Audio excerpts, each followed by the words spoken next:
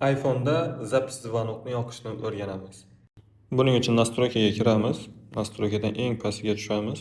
Eng pastda приложение degan bo'lim bor. Shu bo'limga kirib, bu yerdan telefon degan nimani topib olamiz. Приложениeni. Mana telefon. Bu yerdan sal pastroqqa tushsangiz zapis audio вызов. Mana shu bo'limga kiramiz. Mana shuni yoqib qo'yamiz. Agar siz o'chirmoqchi bo'lsangiz o'chirib qo'ying.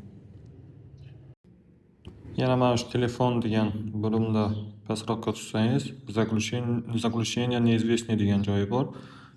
Bu sizga telefon qilgan skrytniy nomerlarni avtootветчик javob beradida пропущенныйga tiqib qo'yadi. Ya'ni sizga telefon qilib bezovta qilmaydi. Keyin заблокированный kontakt degan joyi bor. Mana shu yerda blok qilib qo'ygan odamlaringiz speskasi turadi yoki mana shuni o'zidan yana taboyat qilsangiz bo'ladi nomerni yozib turib.